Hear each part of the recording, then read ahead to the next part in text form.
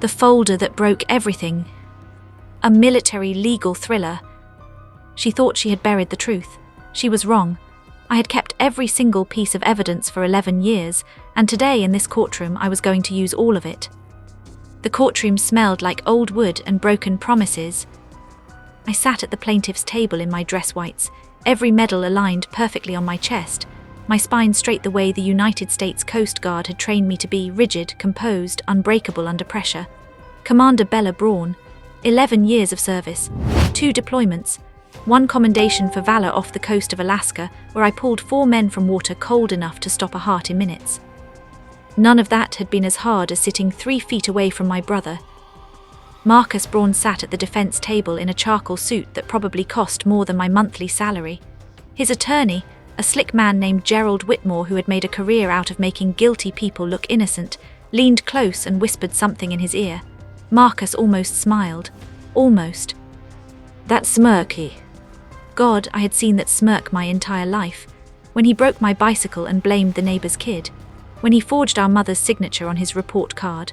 When he stood at our father's hospital bed and whispered that everything would be taken care of, and then proceeded to take care of it in the worst possible way. Judge Harold Carter adjusted his glasses and looked down at the documents before him. He was a tall man, silver-haired, with the kind of face that had seen every flavor of human dishonesty and had long since stopped being surprised by any of it.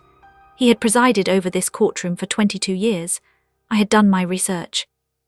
I needed everything to be perfect today. "Mr. Whitmore," Judge Carter said, "your client has submitted a counterclaim asserting that the trust documents filed by Commander Braun are fraudulent. Is that your position?"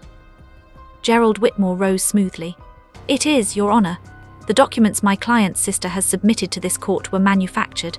The signatures are forgeries. The witness attestations are from individuals who cannot be located.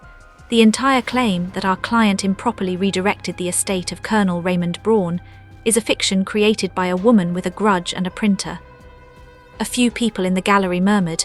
I did not move, I did not blink. My father had been Colonel Raymond Braun, United States Army, retired. 30 years of service, 2 wars, a chest full of medals that now sat in a box in my apartment in Wilmington because Marcus had contested even those in the initial estate filing, claiming sentimental ownership, before the attorney mediating the estate had quietly suggested he reconsider. Dad had died 14 months ago, pancreatic cancer, 41 days from diagnosis to burial. He had not had time to update his will. He had not had time to do a lot of things. But he had had time to call me. 3 days before he died, Dad had called me from the hospital while Marcus was downstairs in the cafeteria. His voice had been thin as paper, but his mind had been sharp. It had always been sharp. "Bella," he had said, "I need you to listen very carefully. I need you to go to the house. The study, 3rd shelf behind the military history books, the ones I never let Marcus touch because he always bent the spines. There is a grey folder. You take that folder and you keep it safe. Do you understand me? Whatever happens, whatever Marcus says, whatever anyone tells you, you keep that folder." I had kept the folder. The grey folder sat on the table in front of me now. It was not dramatic looking. It was not thick. It was not wrapped in crime scene tape or glowing with holy light. It was a regular manila folder that had gone grey with age, held shut with a rubber band that I had not removed since the day I found it exactly where my father said it would be, behind his copy of * Band of Brothers and a worn paperback biography of Eisenhower. I had not opened it until I sat with my attorney, a woman named Patricia Ose, who had spent 15 years in military law before going into private practice, and she had gone very quiet as she read through it page by page. Then she had looked up at me and said, "Bella, do you understand what you have here?" "I think so," I had said. "Your brother has been diverting funds from a joint military family trust that your father established in 2003, for at least 7 years. The documentation here, the account transfers, the forged authorization signatures, the shell company registered in Delaware, this is not a civil matter. This is fraud. This is potentially wire fraud. This folder is the reason your father is the reason this has not already been prosecuted, because he clearly knew and chose to handle it privately." She had paused. "He was protecting your brother." Of course he was. Dad had always been protecting Marcus. Right up until he realized that protecting Marcus had cost him everything. his retirement savings, the house he had lived in for 30 years, the college funds he had set aside for grandchildren he would never meet, and finally, at the very end, his dignity. "Not anymore," I had told Patricia. "Your Honor," Gerald Whitmore continued, warming to his performance, "my client has provided this court with 3 independent handwriting analyses, confirming that the signatures on the alleged trust amendment documents do not match Colonel Braun's authenticated signature samples. Furthermore," she made the whole thing up. Marcus's voice cut across his attorney's measured presentation. He had not been able to help himself. He never could. "My sister made the whole thing up. She was always jealous. She always resented that Dad was closer to me. She joined the military to get attention, and when that didn't work, she decided to drag our family through a courtroom." Judge Carter looked at Marcus over the top of his glasses, with the expression of a man who had very specifically not asked for commentary from the defendant. Gerald Whitmore touched his client's arm. Marcus settled back, straightening his tie, still wearing that smirk. I looked at Patricia. She gave me a small nod. I opened the folder.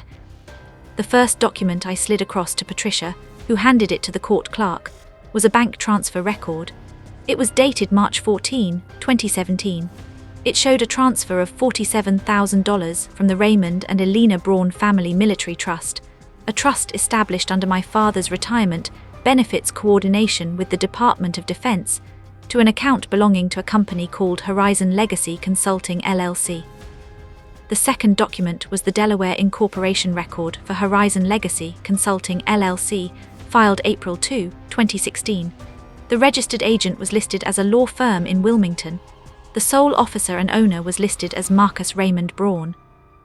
The third document was a handwritten letter, 2 pages, front and back, in my father's unmistakable handwriting, the precise, angular script of a man who had spent 3 decades writing military correspondence and field reports. I knew that handwriting. I had grown up watching it sign my report cards, my permission slips, my acceptance letter to the Coast Guard Academy, which he had framed and hung in the hallway of the house that Marcus had since sold without consulting me or acknowledging my legal right to the proceeds. Patricia stood. "Your Honor," the plaintiff submits Exhibits 14 through 22. Exhibit 14 is a series of 12 bank transfer records spanning from 2016 to 2021, totaling approximately $380,000, transferred from the Braun Family Military Trust to Horizon Legacy Consulting LLC. Exhibit 15 is the Delaware Incorporation record, establishing that Horizon Legacy Consulting is solely owned by the defendant. Exhibit 16 is a letter in Colonel Raymond Braun's hand, authenticated by Dr. Susan Mercer of Georgetown University's Forensic Document Examination Program, in which Colonel Braun details his discovery of these transfers, his confrontation of his son, and his son's explanation that the transfers were authorized as estate pre-distribution. She paused to let that land. Exhibit 17 is the trust document itself, Your Honor, which contains no provision for pre-distribution authorization by any single trustee acting alone. Both co-trustees, Colonel Braun and Commander Braun, were required to authorize any distribution above $10,000. Commander Braun never authorized any of these transfers. She was, in many cases, deployed in active service and had not been contacted. The gallery was very quiet. Judge Carter had set down his pen. He was looking at the documents the clerk had placed before him. He read slowly, carefully, with the focused attention of a man who had just realized that what he was holding was significantly more serious than the estate dispute on his docket. When he looked up, he looked at Marcus. Marcus had stopped smirking. "You really thought," Judge Carter said, and his voice was not loud, not dramatic, not performing for anyone in the room. "No one would find this." The silence that followed was the loudest thing I had ever heard. Gerald Whitmore had gone absolutely still. He was a man who made his living reading rooms, reading cases, reading the precise moment when a situation had turned beyond recovery. And he was reading it right now, and his face had gone carefully, professionally blank in the way that faces go blank when the person behind them is doing very rapid internal calculations about liability and bar complaints, and exactly how much his client had not told him. Marcus's mouth opened, closed. He looked at Whitmore. Whitmore did not look back at him. "Your Honor," Whitmore began. "Mr. Whitmore," Judge Carter's voice was flat as iron, "I'm going to need a moment." What happened next took 3 hours and felt like 3 years. Judge Carter called a recess. During that recess, 2 things happened simultaneously in different rooms of the Wilmington courthouse. In conference room B, Gerald Whitmore had a very intense, very quiet conversation with Marcus that I was not privy to, but that Patricia later described to me based on what she observed through the glass panel of the door. Whitmore speaking in a low, rapid voice. Marcus sitting with his elbows on the table and his face in his hands. A posture I had never seen from my brother in my entire life. Marcus Braun did not sit with his face in his hands. Marcus Braun sat straight and smiled, and told you that whatever had gone wrong was someone else's fault. In Judge Carter's chambers, Patricia met with the court and with a representative from the Delaware Attorney General's Financial Crimes Division, who had, apparently, been waiting in the building since 10 that morning. Patricia told me later that they had been contacted 3 weeks ago, when she had submitted our evidence package to the court. Protocol. She had not told me because she had not wanted me to carry the weight of it going into the hearing. I sat on a bench in the courthouse hallway in my dress whites, and I stared at the floor, and I thought about my father. I thought about him at my Coast Guard Academy graduation, standing in the crowd in his own dress uniform, the only person I could find immediately in a sea of white and gold, because I had been looking for him my entire life, and had gotten very good at finding him. The way he had hugged me afterward, not the brief paternal embrace of a military man in a public setting, but a real hug, both arms, the kind that said, "I see you and I am proud of you and you are mine." I thought about the last phone call, his voice like paper, his mind still sharp. "Keep the folder, Bella. Whatever happens, you keep that folder." He had known he was not going to be able to fix it.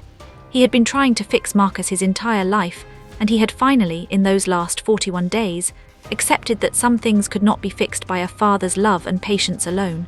Some things required consequences. He had handed those consequences to me. I pressed my fingers against my eyes. I was not going to cry in the hallway of the Wilmington courthouse in my dress whites.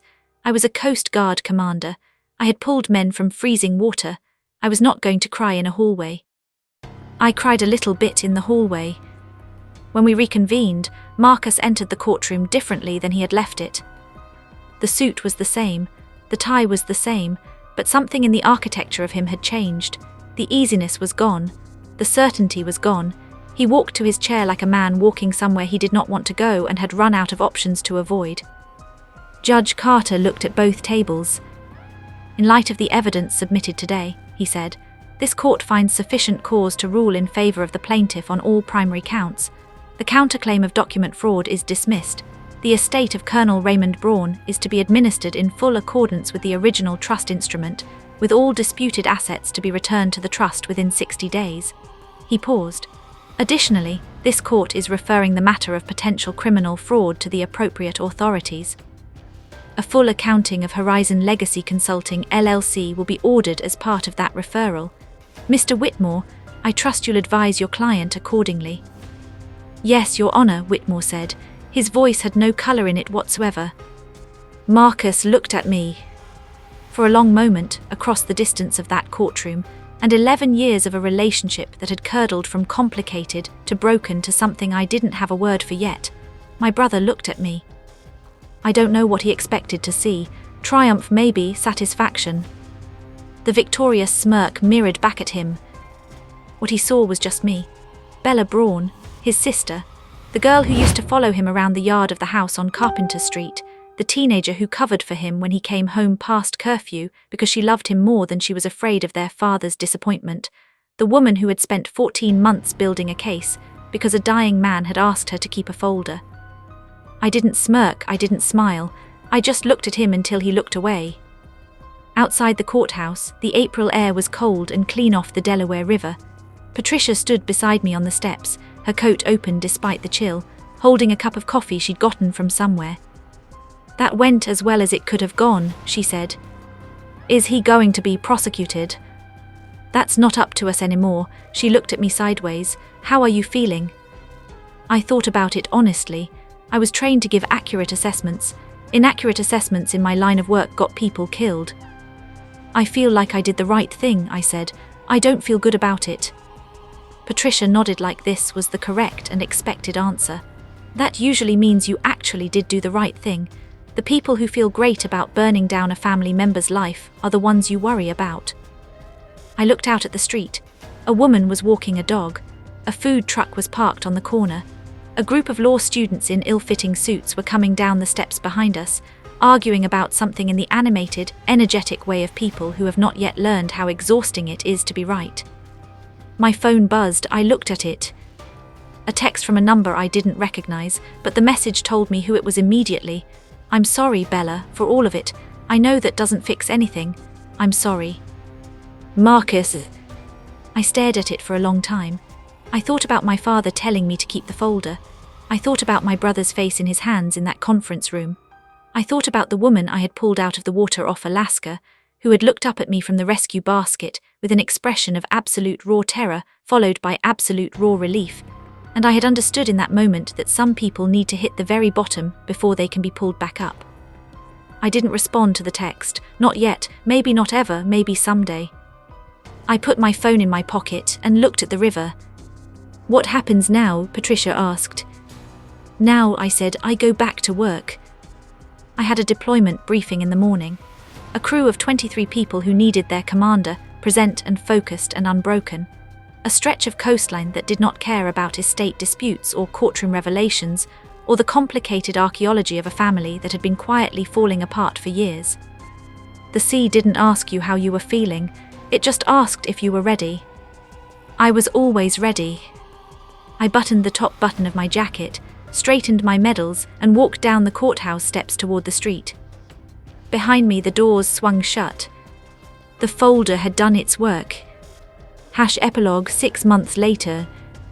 The federal fraud investigation into Horizon Legacy Consulting, LLC, resulted in a plea agreement. Marcus Braun pled guilty to 1 count of wire fraud and 2 counts of breach of fiduciary duty. He was sentenced to 18 months in a federal minimum security facility, 3 years of supervised probation, and full restitution of the $380,000, to be paid from the liquidation of assets he had accumulated during the years the scheme was active. The family home on Carpenter Street, which he had sold without authorization, could not be recovered, but the proceeds were returned to the trust. I used a portion of my share to establish a scholarship at the Coast Guard Academy in my father's name. Colonel Raymond Braun Memorial Scholarship, for cadets who demonstrate exceptional service in the face of adversity. Dad would have been embarrassed by it. He would have said it was too much. He would have said he was just doing his job. He would have been wrong.